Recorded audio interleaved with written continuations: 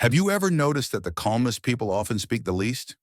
In a world that constantly urges us to bare our souls, could silence actually be a form of strength?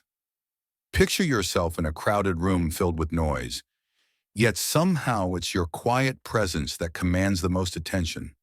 There's a quiet power in knowing what to reveal and what to keep close. It's not just about mystery, it's about control, self-awareness, and peace. The ancient Stoics understood this well. To them, discretion wasn't a weakness, it was a virtue. In a time when oversharing has become the norm, the ability to hold back is more than rare. It's revolutionary, especially as we reach the later chapters of life. From our 50s through our 70s, we begin to realize something essential. Not everything needs to be said. Privacy isn't secrecy, it's dignity. It's a form of inner strength that allows us to choose how the world sees us on our terms. Today on Stoic Living, we'll explore 8 things you should never share with anyone. Timeless Stoic wisdom that can help you protect your peace, preserve your reputation, and navigate life with quiet confidence. These principles aren't about shutting the world out. They're about knowing when silence speaks louder than any confession. So before you reveal that next personal detail, pause and ask yourself, does this serve my well-being, or am I giving away a piece of my power? Stick with us as we uncover the deeper meaning behind discretion and how it can lead you to a more resilient, meaningful life. If you find this valuable, stay until the end. And don't forget to share your thoughts in the comments. Number 1. Age more than just a number. You could leave life right now. Let that determine what you do and say and think. Marcus Aurelius' age. One of the first things people ask in casual conversation. It sounds harmless, even friendly. But beneath that question lies a deeper truth. Society places immense value on youth. So much so that age stops being a number and starts being a label. A shortcut people use to judge your abilities, your relevance, and your future. That's why keeping your age private is a wise move. Once people know your number, assumptions begin to form, often unconsciously. They might offer you unsolicited advice, treat you as fragile, or worse, start to view you not as a person of experience, but as someone nearing the end. That's not respect. That's subtle ageism, and it's real. Even in societies that claim to value wisdom, youth continues to dominate the narrative. And when people learn your age, they often view you through the lens of limitation, not legacy. Seneca once wrote, "We are always complaining that our days are few and acting as though they would never end." Obsessing over age distracts from what really matters. It breeds anxiety, yours and others. Some may look at your age and think your time is running out. Others may project their own fears onto your life. But here's what truly counts. Not how much time remains, but how you choose to live what's left. When you keep your age to yourself, you free yourself from the expectations that come with it.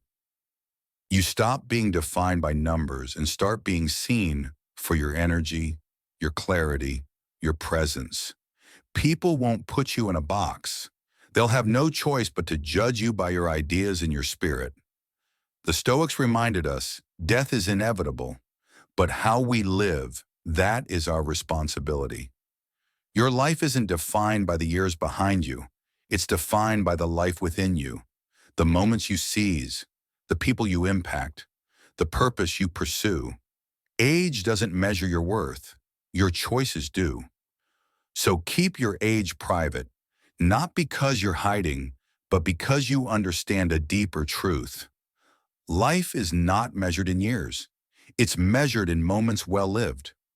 We just explored why keeping your age private protects your dignity and grants you freedom from unfair assumptions. But age isn't the only thing people tend to misuse when judging you.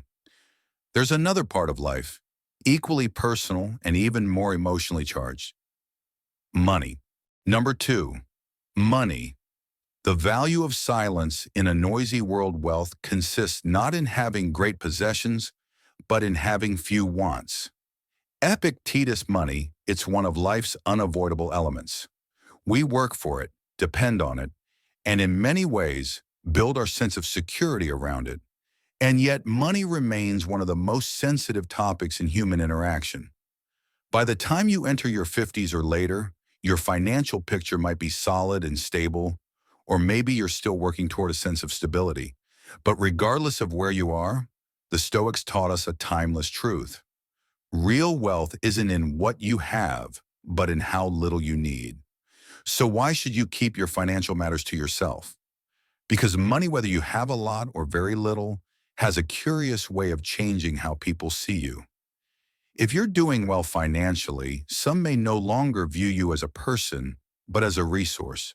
Friends, extended family, even casual acquaintances might start to expect favors, ask for help, or assume you have an open wallet.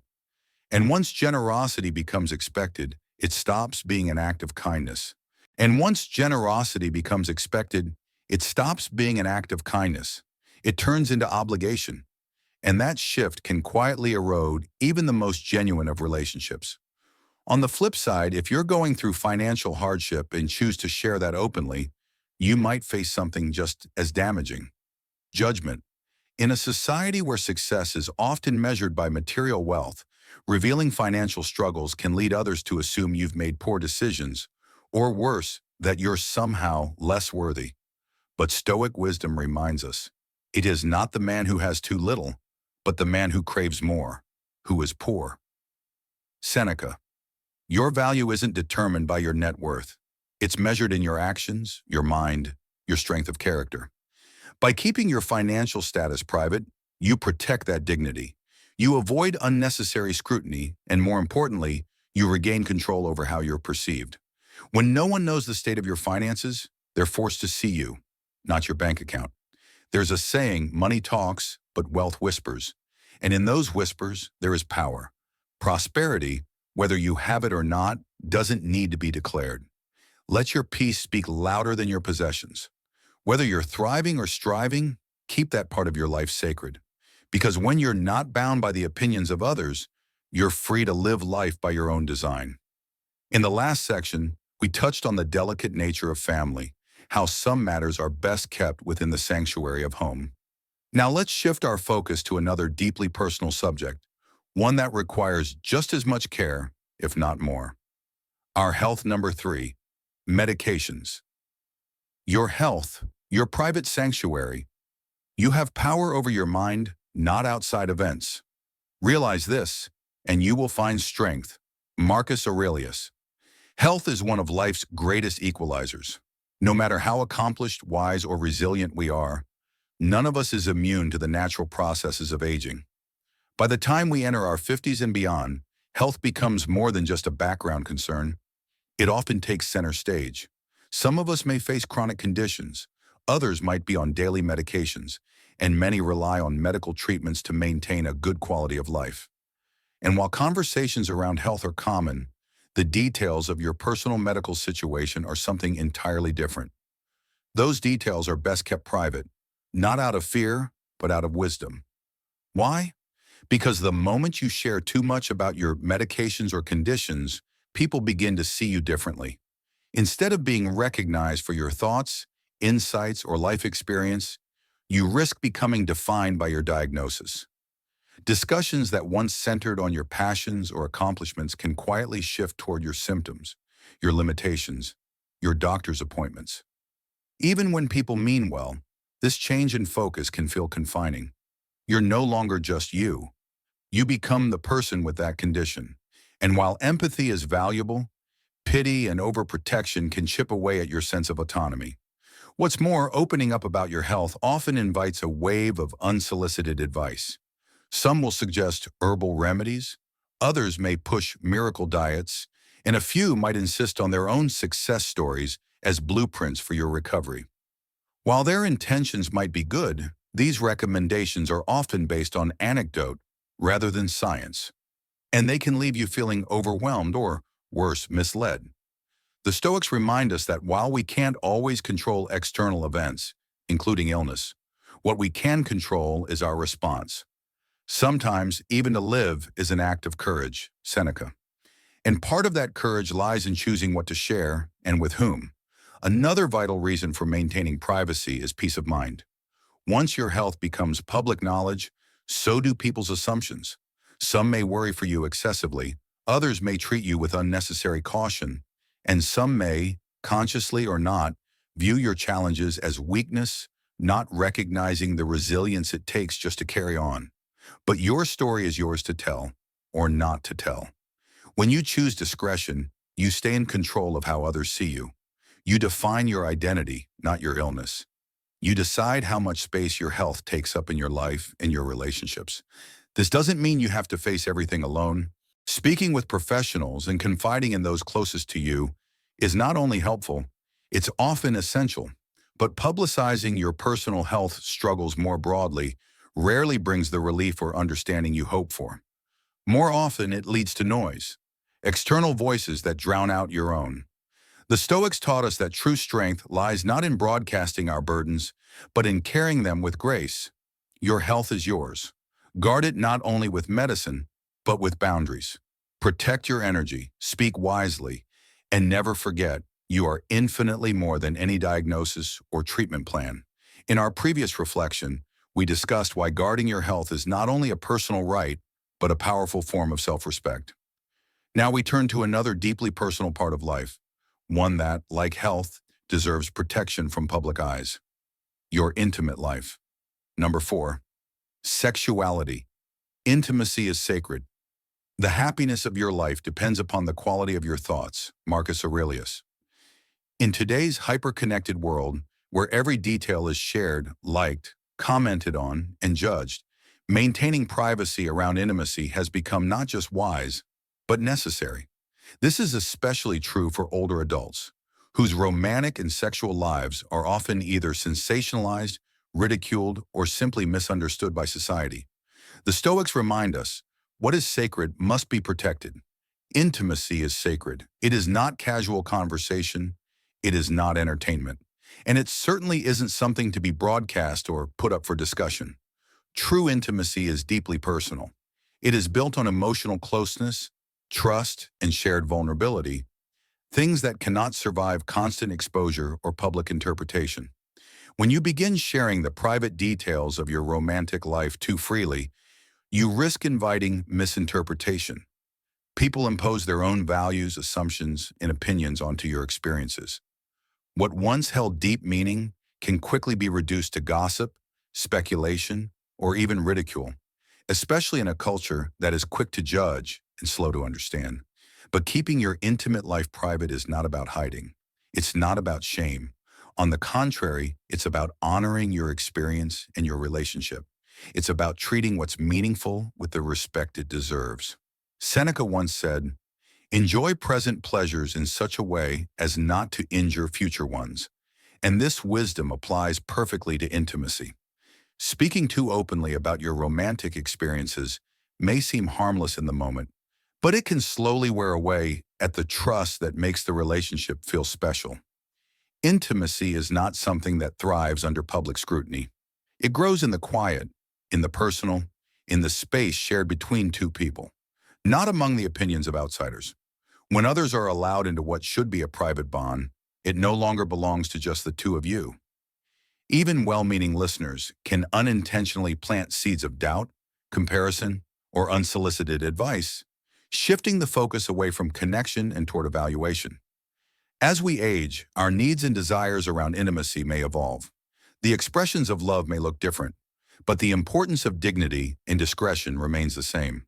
Physical passion may give way to emotional richness, and youthful attraction may deepen into companionship, mutual care, and a profound appreciation for presence. But none of that makes privacy less important. If anything, it makes it more. Oversharing can open the door to judgment, assumptions, or even unwanted pity. Suddenly, your deeply personal life becomes a point of discussion, perhaps even debate. Something that once brought peace becomes a source of tension. But when you keep your private life private, you maintain ownership of your story. You protect the atmosphere of respect that love needs to flourish. The Stoics teach us that wisdom is found in restraint, that strength reveals itself in silence, and that the most meaningful joys in life do not require outside validation. You do not need an audience to feel loved. You do not need approval to know your intimacy is real. Let your romantic life be a source of quiet joy, not a performance. Let it remain untouched by public opinion. When you guard what is sacred, you give it room to grow, freely, naturally, and meaningfully. Number 5, honor, protecting your reputation. It's not what happens to you, but how you react to it that matters. Epictetus, honor is not something you can demand, nor is it something granted by applause or praise. It isn't built through words or grand displays. Instead, it is quietly forged over time, through action, through consistency, and through a deep internal discipline. It is the reflection of who you truly are when no one is watching. By the time most of us reach our 50s or 60s, we've usually accomplished a lot. We've raised families, built careers, contributed to our communities. These are no small feats. They come with sacrifices, struggles, and a lifetime of decisions. Yet the Stoics remind us, true honor doesn't require a spotlight.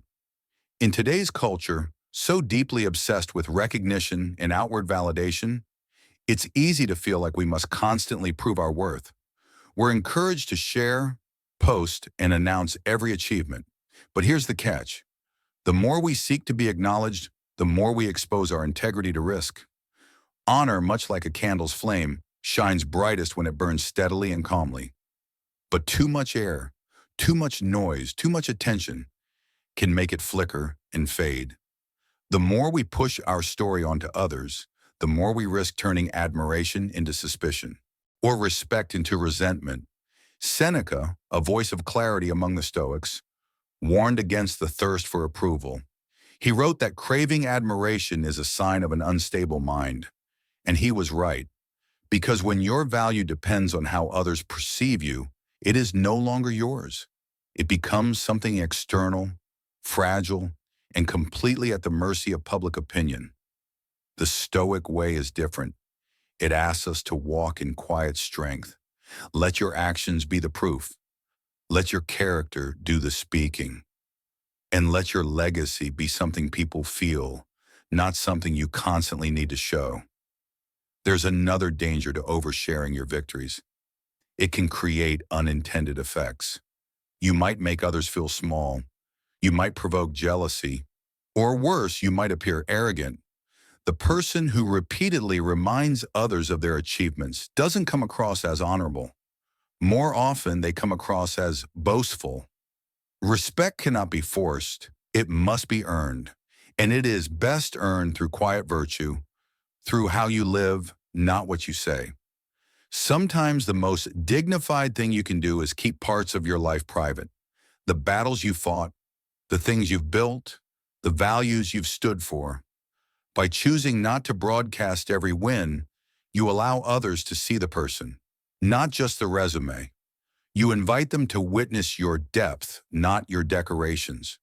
In the end, the most honorable people are not those who constantly proclaim their greatness. They are those who carry it with quiet grace.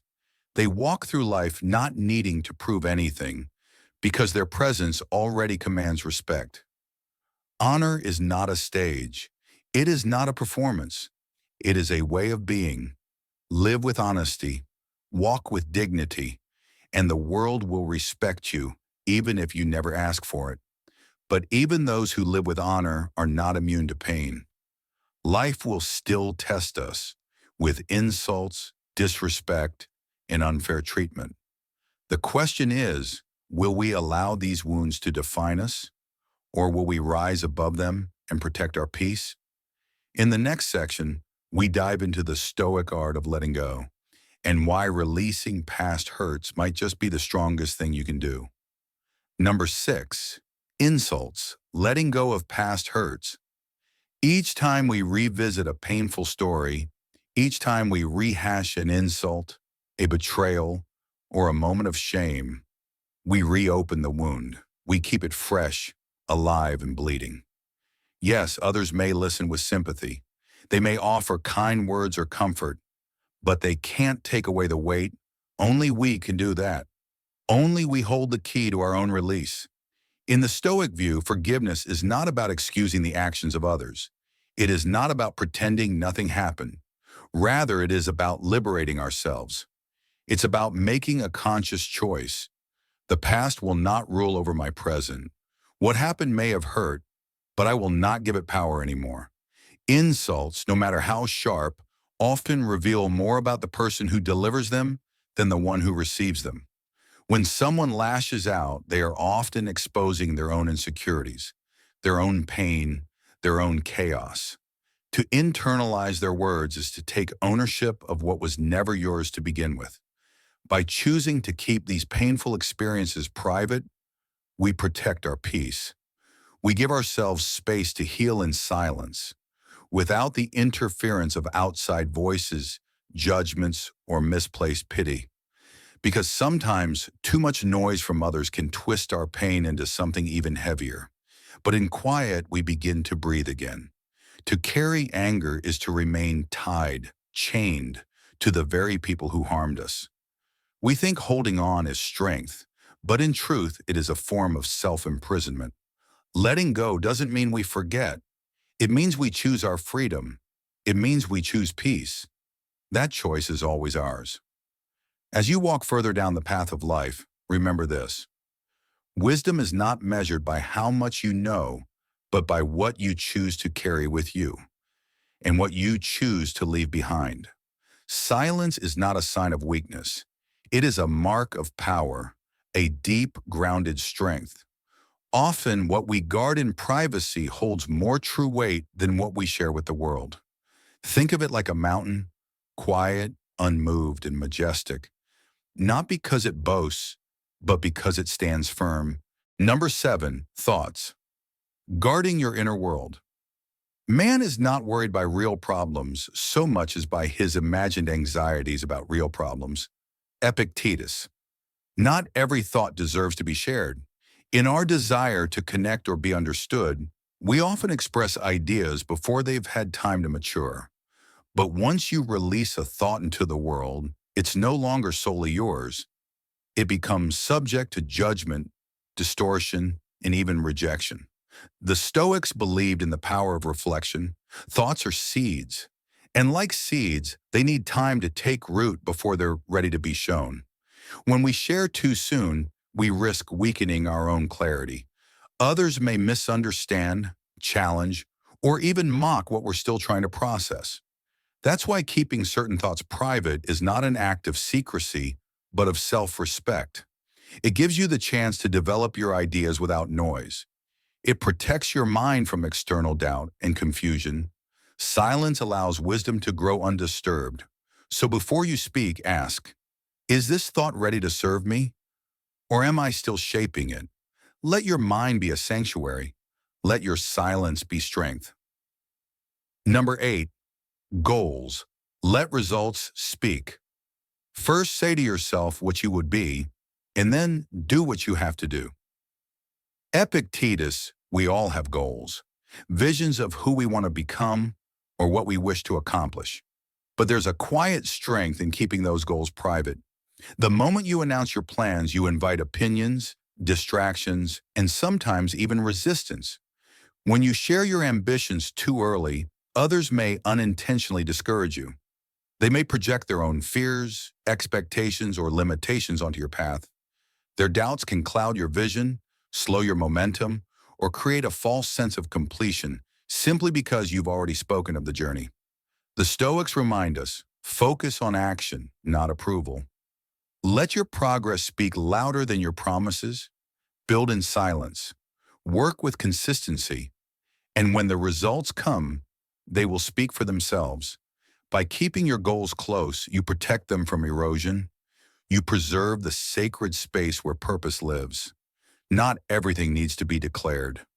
Sometimes the most powerful statement is the life you quietly build. And so, by protecting these 8 aspects of your inner world, your thoughts, your time, your emotions, your values, your dreams, your plans, your peace, and your dignity, You preserve the most important treasures of all, your inner balance, your personal freedom, and your authentic self. If this video spoke to something in you, let us know. Comment 1 if you found it insightful, or 0 if you have a different view. Your thoughts matter here, and if you value inner strength, quiet wisdom, and timeless lessons from Stoic philosophy, don't forget to like this video and subscribe to our channel. Your support helps us share more content that uplifts, challenges, and inspires. Stay grounded, stay resilient, and remember, true power doesn't shout. It lives quietly within. We'll see you in the next video, where we'll explore more ways to cultivate wisdom and live with deeper clarity, purpose, and peace.